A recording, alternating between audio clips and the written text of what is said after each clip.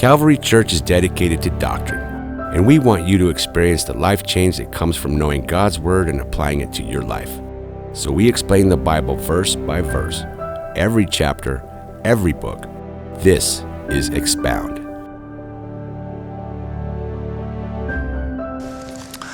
Last week, we managed to begin the book of Job and cover the first two chapters, which are the narrative. It's the narrative section of the book of Job.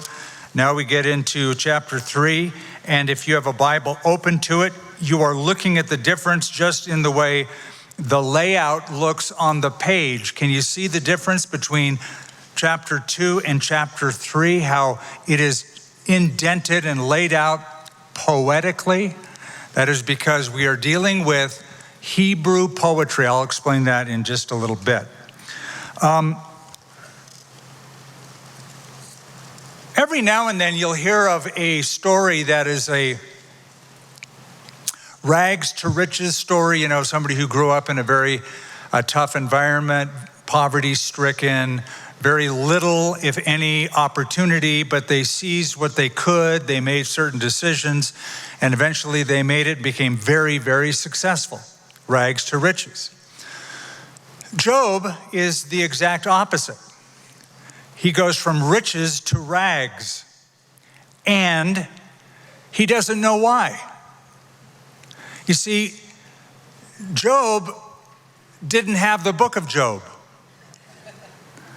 to make a reference to what was going on behind the scenes. He just knew what was happening to him and around him.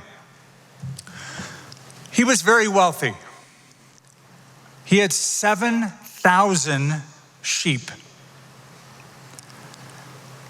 hundreds of camels, 300 camels, I believe, 500 oxen, 500 donkeys.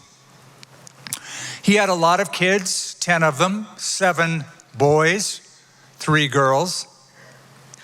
He had servants. He had a name. He was renowned of all the people in the East. And on top of it all, God said, there's no one like him in all the earth. Upright, blameless, fears God, hates evil. But we noticed in chapter 1, when the angelic beings came and stood before God to give an account, Satan was among them. God said, where you been? He goes, cruising the earth, looking for trouble. God said, have you considered my servant Job? Actually, you've been looking at him, haven't you? You have been considering my servant Job. There's nobody like him. Satan accused Job of following God and serving him for the wrong reasons. Saying basically, Job is mercenary. He only loves you, he only pays lip service to you and honors you and worships you because all that you give him, all that you do for him. Who wouldn't? You've hedged him about. You've put a protective hedge around him and you have blessed him exceedingly, but take that away and he'll curse you. God allowed Satan certain leeway with Job. So in a series of 4 events, Job loses it all, loses them all. But he doesn't sin with his lips. He doesn't curse God. He says, I came into the world with nothing. I'm leaving with nothing. Blessed be the name of the Lord. And Job worshiped. In the second chapter, it was episode 2. There came a day when the angelic beings stood before the Lord. Satan was among them. God once again said, you've been looking at Job again, haven't you? He's still blameless. He's still upright. He hasn't sinned. And Satan said, well, I messed with him, but he still has his health. If you were to afflict him and cause him chronic pain and allow me to get at him to cause all sorts of physical havoc, he'll curse you to your face. God again permitted Satan to have certain leeway, except he said, don't take his life. And so we find Job in chapter 2, verse 7, with painful boils from the sole of his foot to the crown of his head. And he took for himself a potsherd, a little piece of pottery with which to scrape himself while he sat in the midst of the ashes. And then, of course, you know what happened with Mrs. Job. She put her arm around him, kissed him on the cheek, said, sweetheart, it'll be okay.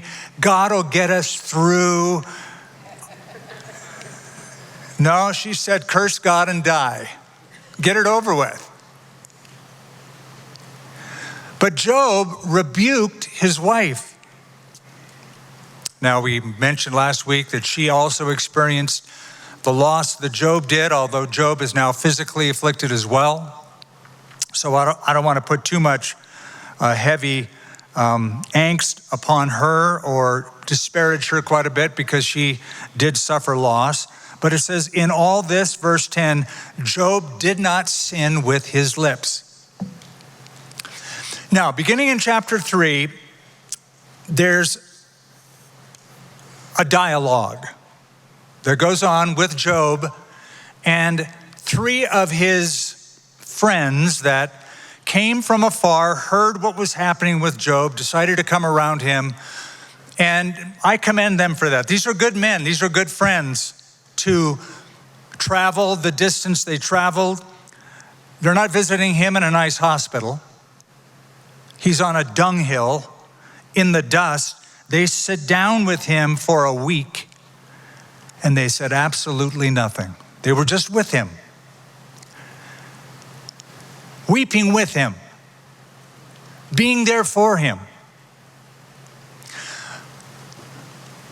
But beginning in chapter 3 all the way to chapter 26, there are 3 cycles of speeches between these friends and Job. And each cycle gets amped up more so than the previous one. So it begins as a dialogue in the first round. In the second round, the temperature is raised a little bit. It goes from sort of a discussion and a dialogue to a debate, gets a little more heated. But then finally, it ends up as a dispute with one another. Then, after chapter 26, a 4th character will be introduced by the name of Elihu. He seems to be much younger than the other 3, but these first 3, especially the first one, seems to be a sage, an older gentleman by the name of Eliphaz the Temanite. Why is he called the Temanite? Because he's from Teman. Teman was in the northern area of the Arabian Peninsula. And he comes in verse 1 of chapter 3, or he's going to start in, chapter 4. I am ahead of myself. So after they sit down on the ground with him, Job starts talking. After this, Job opened his mouth and he cursed the day of his birth. Now, he wouldn't curse God. His wife said, curse God and die. He did not blame God. He did not curse God, but he cursed the day of his birth.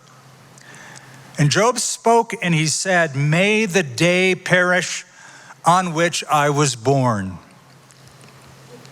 As the night in which it was said, a male child is conceived, may that day be darkness. May God above not seek it, nor the light shine upon it. May darkness and the shadow of death claim it.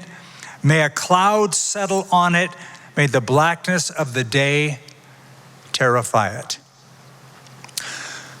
Now, I mentioned that these chapters are written in Hebrew poetry. So Hebrew poetry is different than our poetry. When we write a poem, we do it so that the last words rhyme or that certain things have a cadence and a rhyme. The Hebrews did not rhyme words. They matched or rhymed thoughts. So they would make a statement and then make a parallel statement, and that is called synthetic parallelism in Hebrew poetry. Sometimes they would make a statement, but then add a contrast. The righteous man is this way, but the ungodly is that way. Whenever you see that, that is also Hebrew poetry, but it is called antithetical parallelism. So you have a statement that goes against the second one and the second against the first. So there's a few different variations of this.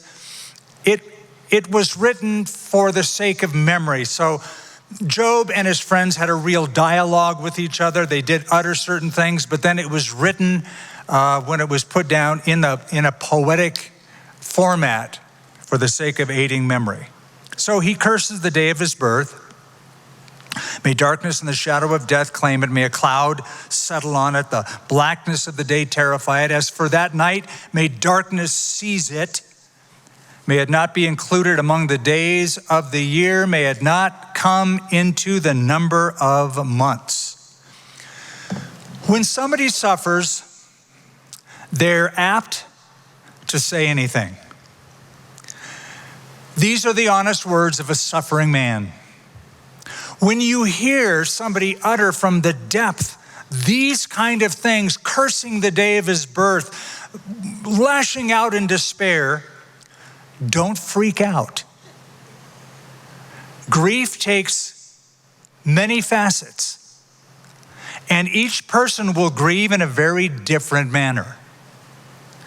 And so the key to being a person around somebody like this is to be unshockable.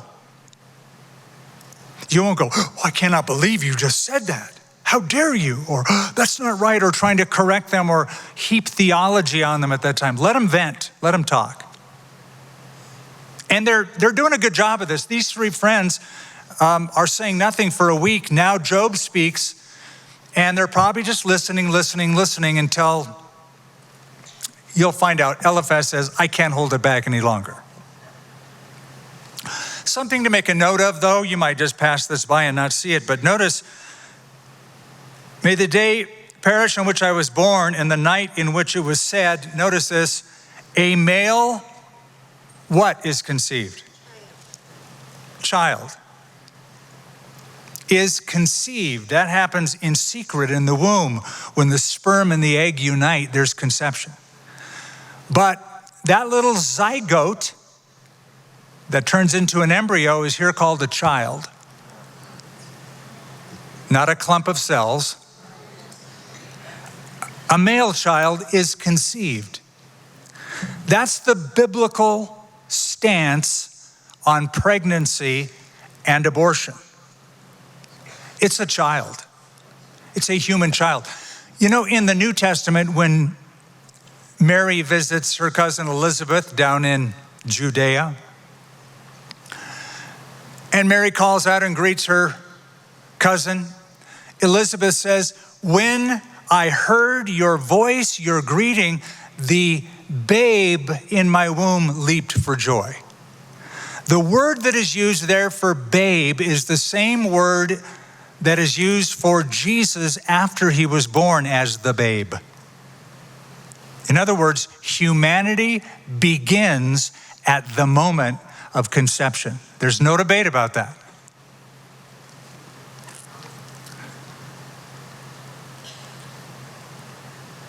Verse 7, he continues, may it not come into the number of months. Oh, may that night be barren. May no joyful shout come to it. May those who curse it, curse the day. Those who are ready to arouse Leviathan. May the stars of its morning be dark. May it look for light and have none, and not see the dawning of the day. Now, just a word about this arousing or raising Leviathan.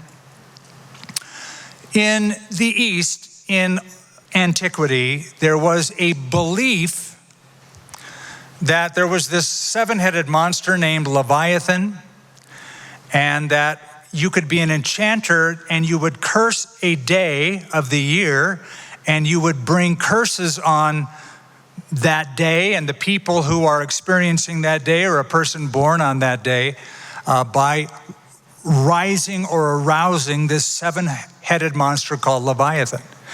Now, mentioning this doesn't mean that that's Job's worldview. He didn't believe that. It's simply acknowledging that that is what people in the East believed.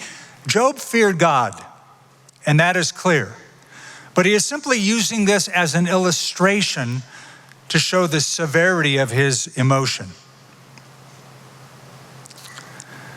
May the stars of its morning be dark. May it look for light and have none, and not see the dawning of the day, because it did not shut up the doors of my mother's womb, nor hide sorrow from my eyes. Why did I not die at birth? Now I wish I wasn't born at all. Curse the day of my birth. I want nobody from now on to celebrate my birthday. But now he says, okay, I was born. I wish I would have just been stillborn. Why didn't I die at birth? Why did I not perish when I came from the womb? Why did the knees receive me? Or why the breast that I should nurse? For now I would have lain still and been quiet. I would have been asleep. Then I would have been at rest with kings and counselors of the earth who built ruins for themselves, or with princes who had gold, who filled their houses with silver. Or why was I not hidden like a stillborn child, like infants who never saw the light? There, that is in death, there the wicked cease from troubling. The day Adolf Hitler died, he stopped all of his murderous shenanigans. There the wicked cease from troubling, and there the weary are at rest. Now consider that. When somebody dies and you look at them in the casket, they look so peaceful. They look like they're at rest. That's the position of the body after the soul leaves it. And the undertaker fixes up the mouth and the eyes so they can get it to look peaceful. You look and go, ooh, he's resting. But not everybody who dies is at rest. In the book of Revelation, chapter 14, it talks about the worshipers of the beast, the Antichrist, those who worship him and the image of the beast and take the number of his name. It says that their torment rose up forever and ever, and they had no rest day or night. So everybody who dies appears to be at rest. Many of them are not. It all depends what we do with God, with Christ, while we are alive. There, verse 18, he continues, there in death the prisoners rest together. They do not hear the voice of the oppressor. The small and the great are there, and the servant is free from his master. Why is light given to him who is in misery, and life to the bitter of soul, who long for death, but it does not come, and search for it more than hidden treasures, who rejoice exceedingly and are glad when they can find the grave? Why is light given to a man whose way is hidden and whom God has hedged in? Now it's interesting. Satan said, God, you have put a hedge around Job. You are inoculating him, you are buffering him with a protective hedge. But here is Job in his suffering, saying, God has put a hedge around me. But the hedge he's speaking about is the hedge of suffering. I'm in this restricted place, this painful place. God has put me in a cage, so to speak, a hedge around me. I'm severely restricted. For my sighing comes before I eat. Can you picture it? He sits down to his chili cheeseburger, looks at it and just goes, in no appetite. Which is really, it's hard not to have an appetite with a chili cheeseburger. So my sighing comes before I eat, and my groanings pour out like water. For the thing I greatly feared has come upon me. Think of all he's lost. I'm certain that parents' greatest fear is losing a child.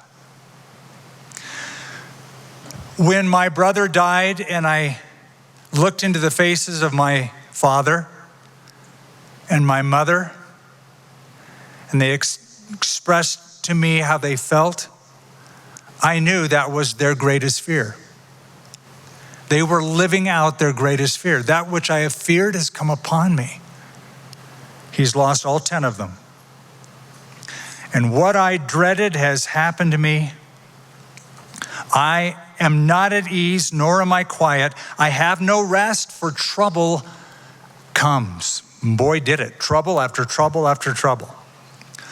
So Job is venting. We anticipate that. We expect that. We're not shaken by that, those of us who have been around suffering and pain. But now, one of those three friends, named Eliphaz, the Temanite, speaks.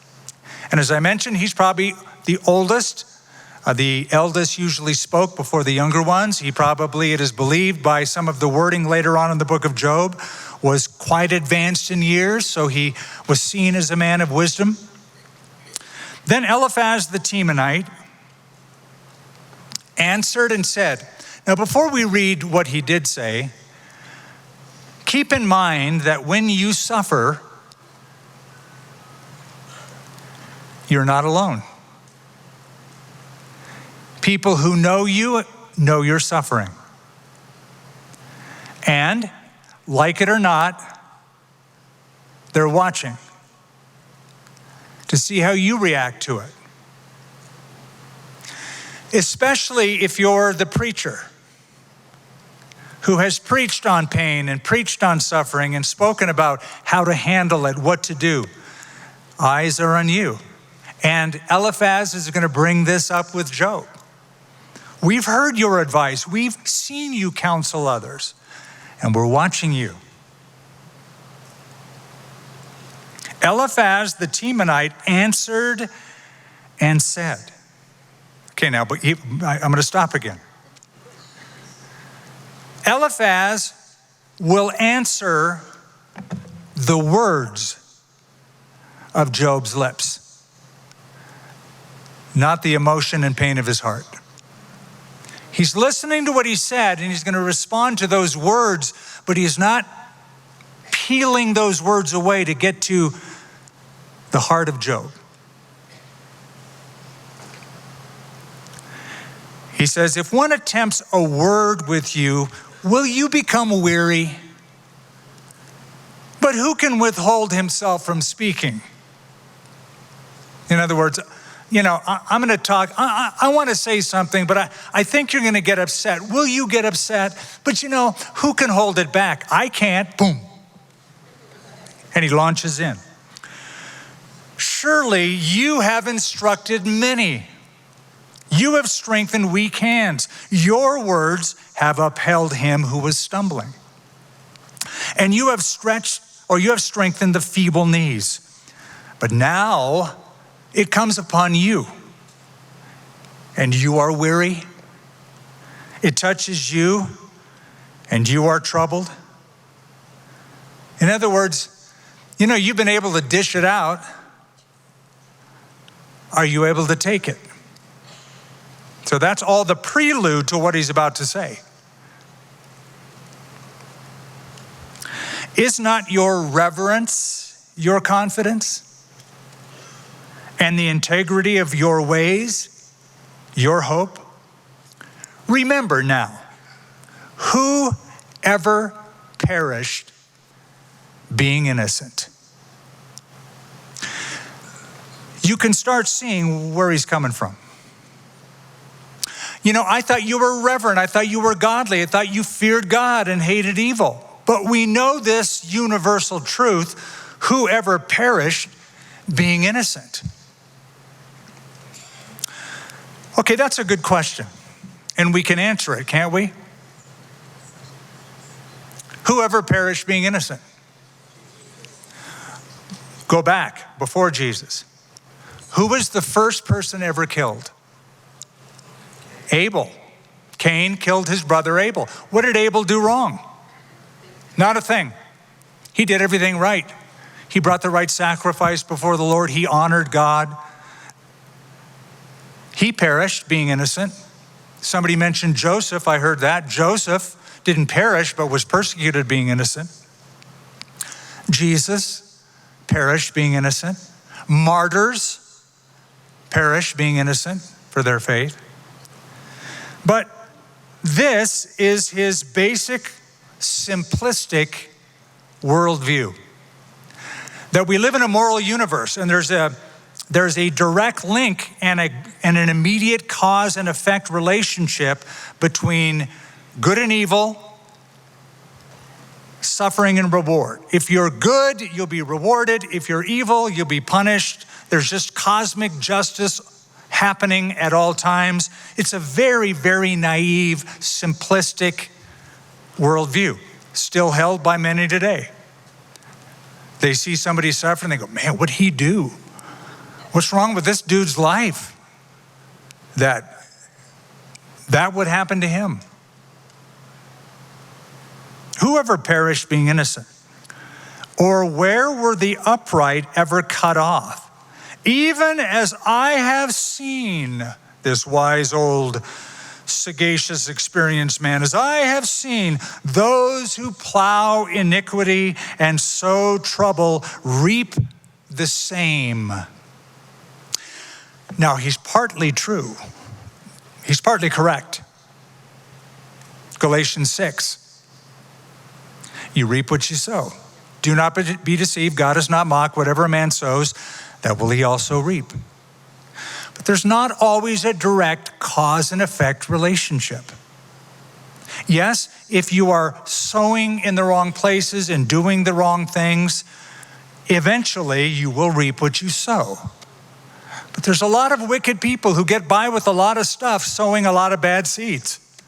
And there's a lot of good people who sow a lot of good things and they don't immediately see a reward. But I've seen it. He continues in verse 9. By the blast of God they perish, and by the breath of his anger they are consumed. Job, you were once the victim of God's blessing. You had sheep, oxen, donkeys, children, wealth, health. You were the recipient of God's choicest blessing. And now you're the victim of God's blasting. God blesses and God blasts. And because God has blasted you, you must have taken advantage of his blessing, and something that we don't see is going on in your life.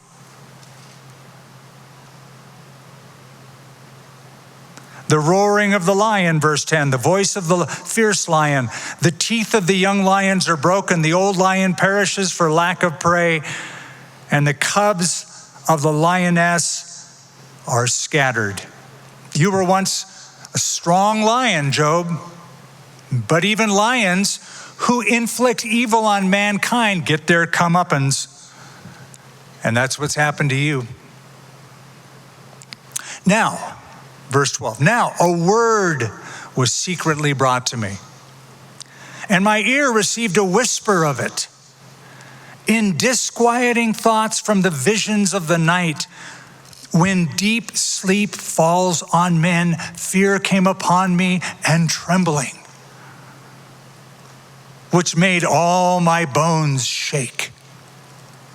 Now, here's what Eliphaz is doing. He's trying to bolster his argument of, I know certain things about why people suffer and why God allows evil to exist in lives like yours. And to bolster his argument, he says, I've had a personal experience. I've had a spiritual vision. I've had a supernatural experience. And he explains what happened to him in the middle of the night as the Lord told me. I've over the years have people say, the Lord spoke to me and told me something about you and your life. And I'm always interested, curious, but especially curious since I'm always asking the Lord to reveal his will to me, that why God has told you about me but hasn't told me about me. Because I'm far more concerned than you are what God is speaking to me. So why, I ask him every day, I wonder why God told, but lay it on me, what is it? And it's usually lame, it's usually weird,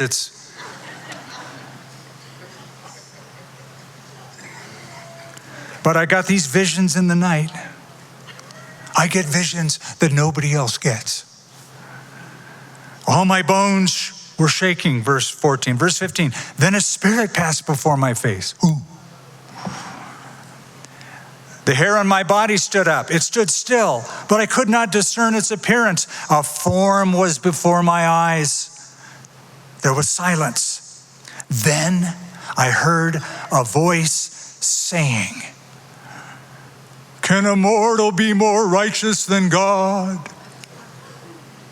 Can a man be more pure than his maker? If he puts no trust in his servants, if he charges his angels with error, how much more those who dwell in houses of clay, whose foundation is dust, or is in the dust, who are crushed before a moth. Okay. Let's examine what the Lord told him, or what this spirit told him. It wasn't the Holy Spirit. It was, if anything, a demonic spirit. But the voice said, can a mortal be more righteous than God? Can a man be more pure than his maker? That happens to be true. That's true. God is righteous. There's not a man on earth that can be more righteous than him. But see, that's the thing about the devil. He sets the table with truth so that he can dish out lies. Because what you're going to read and hear from Eliphaz and these others are wrong assessments of Job's condition. So be careful when somebody says something and knocks at your door and gives you the Watchtower magazine, or the elder that's only 20 years old in the tie and white shirt bicycles by you and gives you truth. They're going to take certain truths and set the table with them to get you to nod and get you to agree, hoping that you aren't knowledgeable of the scriptures that he's about to take out of context.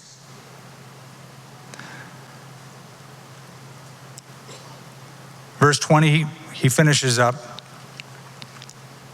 They are broken in pieces from morning until evening. They perish forever with no one regarding. Does not their own excellence go away? They die without wisdom. So Eliphaz begins by saying that you're not as innocent as we've always thought, Job. Otherwise, this wouldn't be happening to you. And just in case you think I made this up, I had a dream, I had a vision, I had a revelation from God. He spoke to me. He gave me a word. Well, listen to what James says. In verse 17 of chapter 3 of the book of James, the wisdom that is from above is first pure, then peaceable, gentle, willing to yield, full of mercy and good fruits, without partiality, without hypocrisy.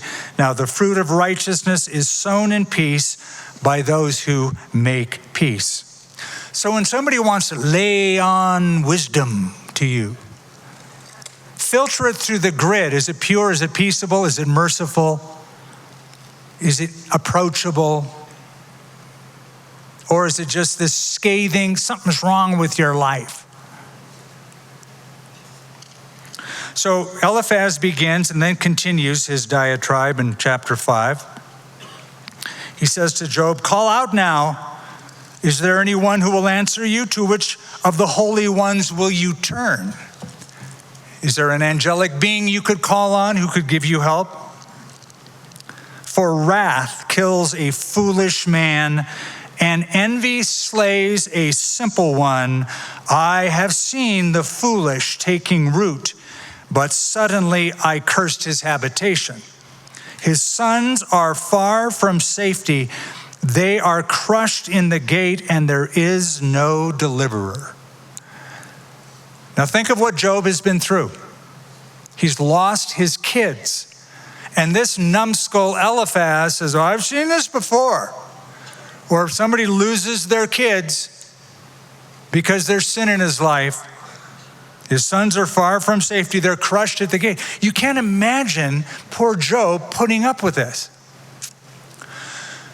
I'll never forget when a young couple came here after their child, their little baby, was taken to the emergency room and died in the emergency room.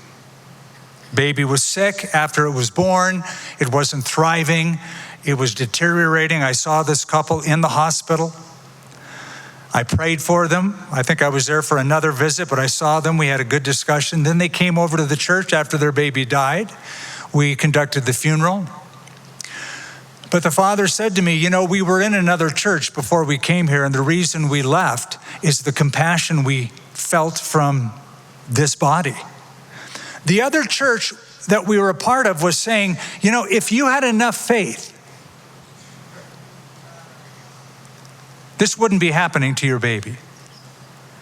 And you have the power to muster the faith in God that it would take to bring healing to this child. And then when the child died, that church turned on them, saying they were faithless. Now, talk about adding insult to injury. So poor Job has to put up with this. Eliphaz continues, and because the hungry eat up his harvest, taking it even from the thorns, and a snare snatches their substance. For affliction does not come from dust, nor does trouble spring from the ground, yet man is born to trouble as the sparks fly upward. Yes, we all have trouble, but for a reason. But as for me, I would seek God. You know, if I were you, Job, I'd be committing my life to God. I'd be turning to him. I'd be trusting him as if he's not. And to God I would commit my cause, who does great things and unsearchable, marvelous things without number. He gives rain on the earth. He sends water on the fields. He sets on high those who are lowly, and those who mourn are lifted to safety. He frustrates the devices of the crafty, so that their hands cannot carry out their plans. He catches the wise in their own craftiness. Notice the repetition. And the counsel of the cunning. Notice that in relation to the first two. The counsel of the cunning comes quickly upon them. He is suggesting, yeah, you are cunning, you are deceptive, you are a hypocrite. You got something going on behind the scenes. You're really crafty. You're good at staging, putting on this wise spiritual front. But you're a crafty one. They meet with darkness in the daytime, grope at noontime, as in the night. But he saves the needy from the sword, from the mouth of the mighty, and from their hands. So the poor have hope, and injustice shuts her mouth. Behold, happy is the man whom God corrects. Therefore, do not despise the chastening of the Almighty, for he bruises, but he binds up, he wounds, but his hands make whole. Now, that happens to be true as well. In fact, that is even repeated in the book of Hebrews, chapter 12. That whomever the Lord loves, he chastens, and he disciplines every son that he receives. So again, there are seeds and elements of truth woven into this speech. But here is the error. He's saying, Job, that is what is happening to you. God is spanking you. God is disciplining you for some evil that you have done. So you need to repent and you need to see God. You need to turn back to him and admit all this. And if you admit it, you'll be happy again. He bruises, but he binds up. He wounds, but his hands make whole. He shall deliver you in 6 troubles. Yes, in 7, no evil shall touch you. In famine, he shall redeem you from death. And in war, from the power of the sword, you shall be hidden from the scourge of the tongue. What about his tongue? Really? I'll be saved from your mouth? Done deal.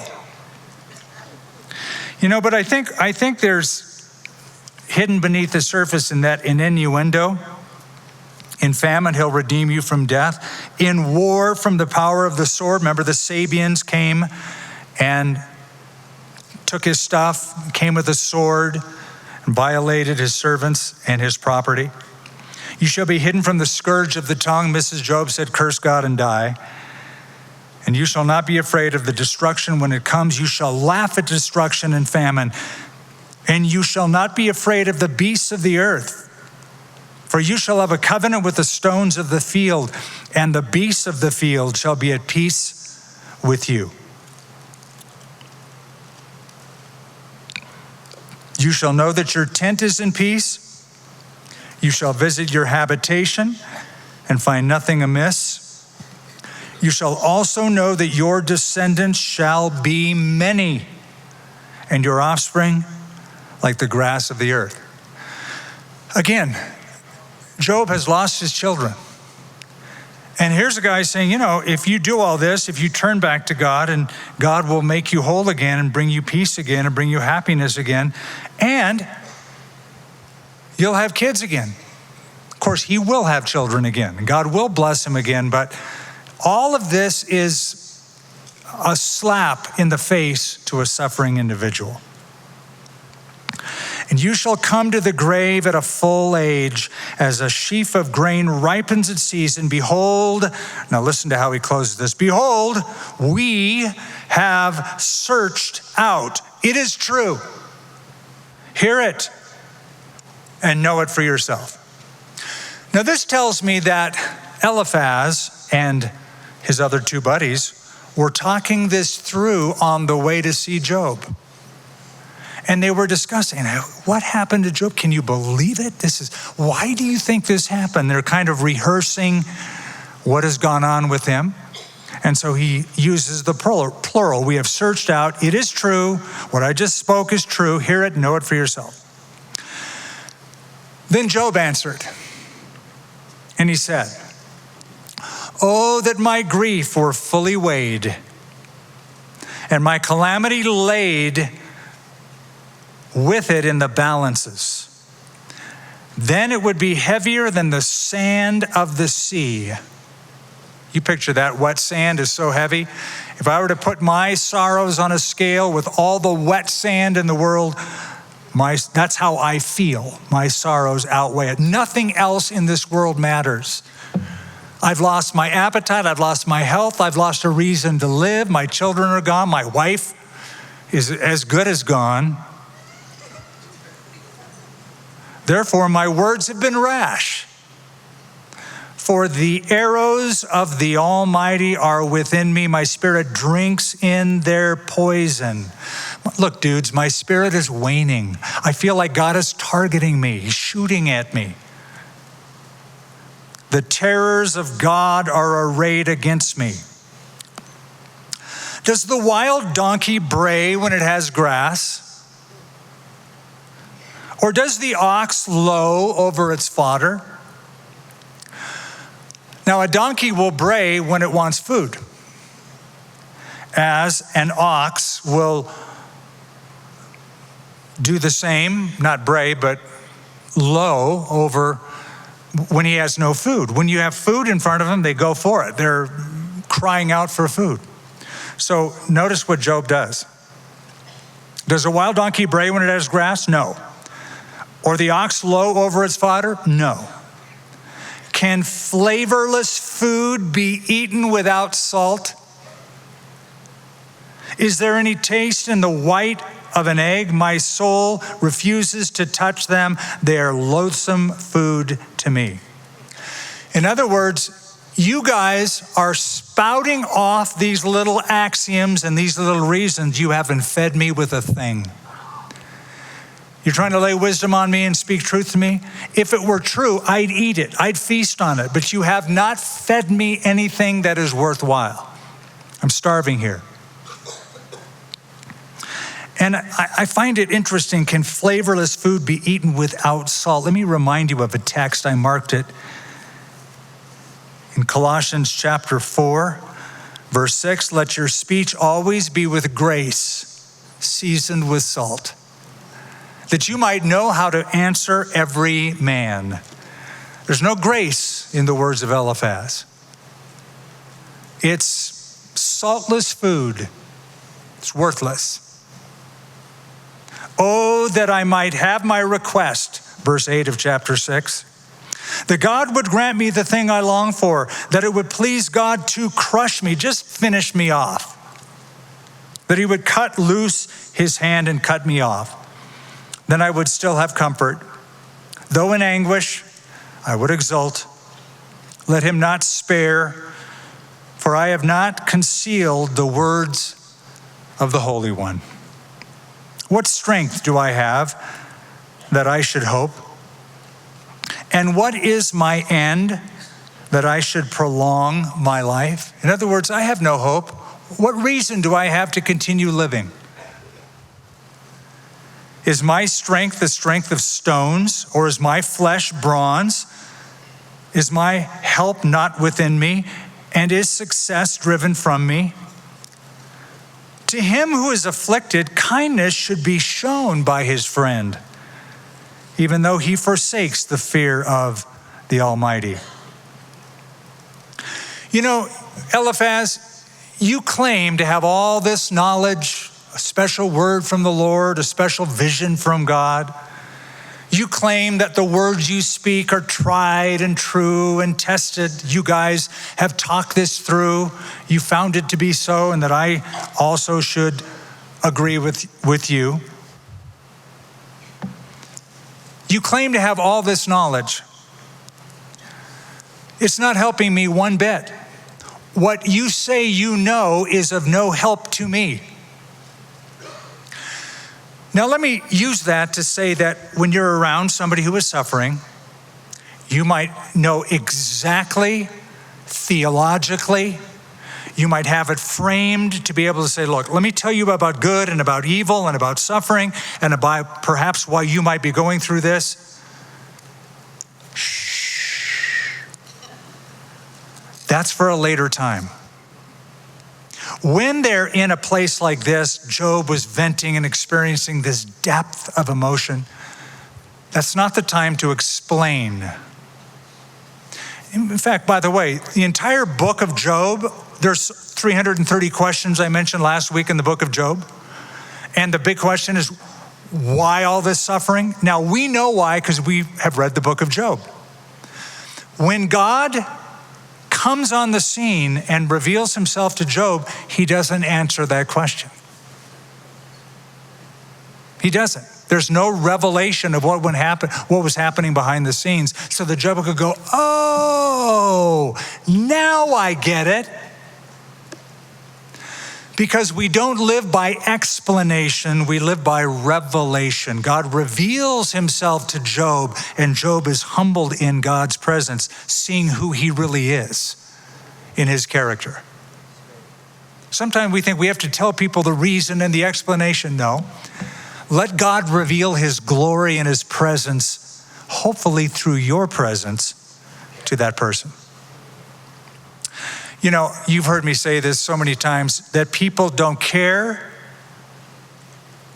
how much you know until they know how much you care. Job did not feel cared for. I thought you were my friend. Shouldn't a friend bring comfort? Even if I did curse the Almighty and backslide and was astray, to him who is afflicted, kindness should be shown by his friend. My brothers have dealt deceitfully like a brook, like the streams of the brooks that pass away, which are dark because of the ice, and into which the snow vanishes. When it is warm, they cease to flow. When it is hot, they vanish from their place. The paths of their way turn aside. They go nowhere and perish. The caravans of Tema look, the travelers of Sheba hope for them. They are disappointed because they were confident. They come there and they are confused. Now let me tell you what he's talking about. In the Middle East, there are these little, well, we have them here in New Mexico. They call them wadis in the Middle East. We call them arroyos in the Southwest. They're ditches, dirt ditches. When it rains, those wadis or those arroyos fill up and they become torrential death traps. Water flows freely after it rains and after it snows, which is in the winter months. That's when the rains come in the Middle East. In the summertime, the wadis are dry. So if you went to a stream or a wadi or an arroyo in the summertime, when you most need water, you'll be disappointed. There's nothing there. It's dried up. That's what Job is saying about his friends. You guys are like dried up arroyos. There's no refreshment in your words. And then he draws this parallel of the caravans of Sheba and Tema, these places in Arabia. Eliphaz was a Temanite, so he would know. And Sheba is down south, Saudi Arabia area. And the caravans would go from well to well or from stream to stream to find refreshment. And they would navigate through the land via finding those streams, but they're kind of without a rudder. They're moorless. They have no direction because there's no refreshment. So he says they're disappointed because they were confident, verse 20. They come there and they are confused. Now, Job unleashes. For now you are nothing. You see terror and are afraid. Now look at that.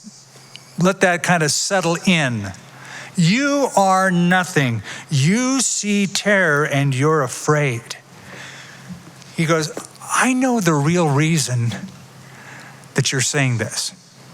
You know, you're trying to say that I'm not as holy as I let on, even though God says he is.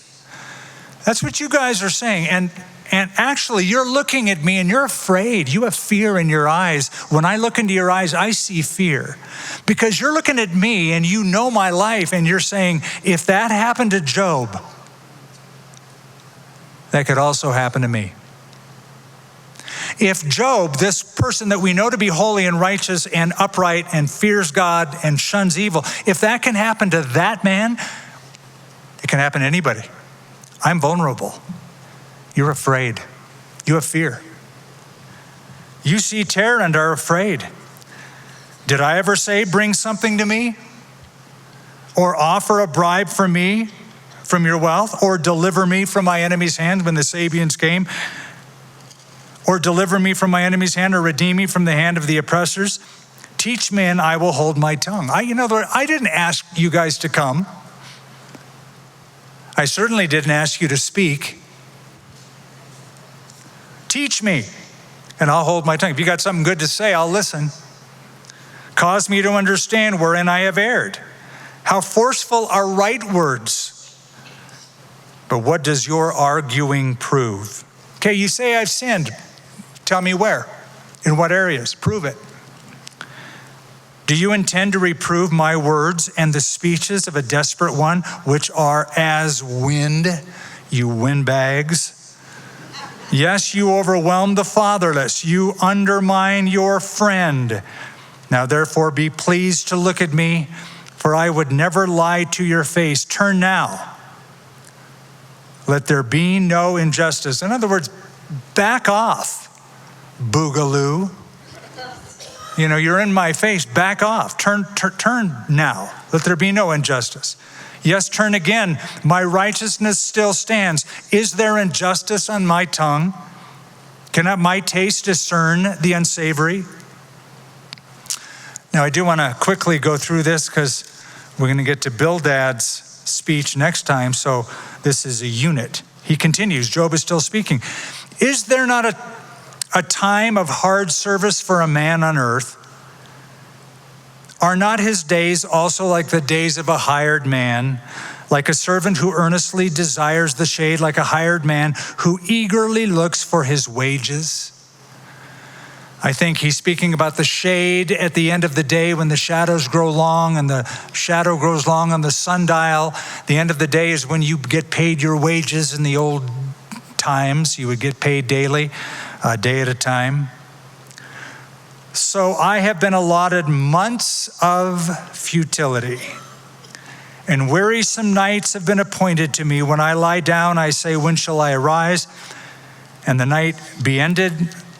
For I have had my fill of tossing till dawn. My flesh is caked with worms and dust. My skin is cracked and breaks out afresh. Pretty gross. Maggots crawling on open wounds. Pus flowing out from those ulcerations. Sitting in the dust, gets caked with dust, clods up, falls off, starts again. I know you're thinking TMI. My days are swifter than a weaver's shuttle and are spent without hope. A weaver's shuttle is when a weaver has a loom and has the yarn displayed on it, thread by thread. He uses a little tool that he moves rapidly with across the loom to make it. That's called the shuttle. And so as that speedily goes by, so goes life. Oh, remember that my life is a breath. And then he says, my eye will never again see good. That is exactly how a person experiencing depression thinks. If you've ever experienced depression, you've been at a place where you think, I'll never see another good day ever again. This tunnel is so dark, there's never going to be light at the end of this tunnel. That's not true. There will be light at the end of that tunnel. But when you are depressed, that is what a person thinks. That's what it feels like. And that's what Job thinks. Of course, the end will be wonderful, but he doesn't see it. My eye will never again see good. The eye of him who sees me will see me no more. While your eyes are upon me, I shall no longer be. As the cloud disappears and vanishes away, so he who goes down to the grave does not come up. He shall never return to his house, nor shall his place know him anymore. Therefore, I will not restrain my mouth. I will speak in the anguish of my spirit. I will complain in the bitterness of my soul. Am I a sea or a sea serpent that you, notice capital Y, you, speaking to God, you set a guard over me? Quick background. There was a Ugaritic myth, a myth in the Ugaritic language, the ancient language of the Middle East, one of the languages, that talked about the sea god named Yum, who conquered Baal and set a guard over him to ensure no further uprising. Again, Job doesn't believe that, but it was a common idea in the peoples around him, so he's using this by way of illustration, saying to God, really, God, do you need to set a watch over me and guard me like I'm going to take over and there's going to be an uprising? Because that's what it feels like you're doing. When you say, my bed will comfort me, my couch will ease my complaint, then you scare me with dreams and terrify me with visions. Now, maybe he's thinking about in the middle of the night, I have these horrible night terrors. Or maybe he's thinking of Eliphaz. You had that weird dream and you're trying to scare me with it. So that my soul chooses strangling and death rather than my body. I loathe my life. I hate my life. I would not live forever. Let me alone, for my days are but a breath. What is man that you should magnify him, that you should set your heart on him, that you should visit him every morning and test him every moment? How long? Will you not look away from me and let me alone till I swallow my saliva? Look, just let me choke on my own spit. Have I sinned? What have I done to you, O watcher of men? Why have you set me as your target so that I am a burden to myself? Why then do you not pardon my transgression? This guy says I've sinned. He said I've got secret sin in my life. Why haven't you pardoned my sin, my transgression? Take away my iniquity, for now I would lie down in the dust. You will seek me diligently, but I will no longer be. Now he asked the question, what is man that you should magnify him? It's a good question. It's a question that deserves a good answer. What is man that you would pay attention to me? And there is a good answer, and we're going to get that answer next week as we pick up and read from chapter 8, a few more chapters. And I wanted to go through quickly because Job is a long book, and you would not like me to go through one chapter at a time. You would be so sick of Job. Job's sick of Job. So we'll continue next time. Father, thank you that we can hear the words of a suffering man and we can relate to his experience. Down in the depth, having lost everything meaningful to him, still maintaining a right standing with you, asking you to forgive his sin that he has been accused of, asking the profound question, what is man? That you would exalt him, that you would think of him. Thank you, Lord, that you do consider us, that you do think of us, that you do care for us. Thank you that your eye is upon us, and even when we're in the oven, you keep your eye on the temperature, your hand on the thermostat. It is completely under your control. You know how much we can take. You know what you're trying to accomplish in our lives. We don't see it. We see only darkness. We don't see light at the end of the tunnel. Some of us here tonight, or listening, or watching, think they're never going to see another good day again in their life. I pray for your comfort, your good hand of love and comfort and soothing upon those who are suffering. Strengthen the feeble knees. Make strong the weak hands. Let them know they are loved by God and by us. In Jesus' name. For more resources from Calvary Church and Skip Heitzig, visit calvarynm.church. Thank you for joining us from this teaching in our series, Expound.